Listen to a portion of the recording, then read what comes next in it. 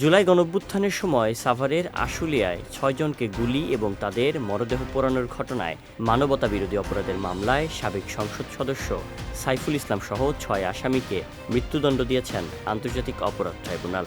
এ মামলার ১৬ আসামির মধ্যে ৭ জনকে দেয়া হয়েছে যাবজ্জীবন কারাদণ্ড, আর ২ জনের ৭ বছর করে সাজার রায় দেওয়া হয়। বৃহস্পতিবার দুপুরে ট্রাইব্যুনাল ২-এর চেয়ারম্যান বিচারপতি নজরুল ইসলাম চৌধুরীর নেতৃত্বাধীন ৩ সদস্যের বিচারিক প্যানেল এ রায় ঘোষণা করেন।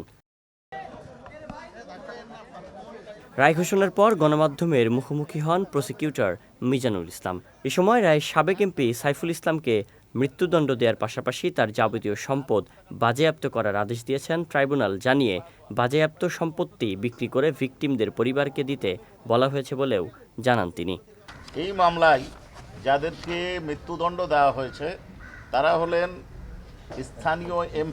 তৎকালীন স্থানীয় এমপি সাইফুল ইসলাম, ওসি আশুলিয়া থানা AFM শাহেদ রনি, আব্দুল মালেক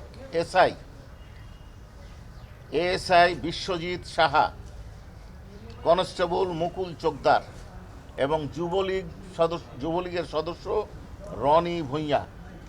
এদেরকে মৃত্যুদণ্ড দেওয়া হয়েছে এদের বিরুদ্ধে অভিযোগ প্রমাণিত হওয়ায়। এমপি সাহেবের যাবতীয় সম্পদ বাজেয়াপ্ত করেছেন, আর অন্যান্যদের কারো ৫০,০০০, কারো ১ লক্ষ টাকা, কারো ১০,০০০ টাকা এইভাবে জরিমানা দণ্ড করেছেন। এছাড়া এই মামলায় রাজসাক্ষী শেখ আফজালুল হককে খালাস দিয়েছেন আন্তর্জাতিক অপরাধ ট্রাইব্যুনাল। শাহান সাব্বির, বিজয় টিভি, ঢাকা।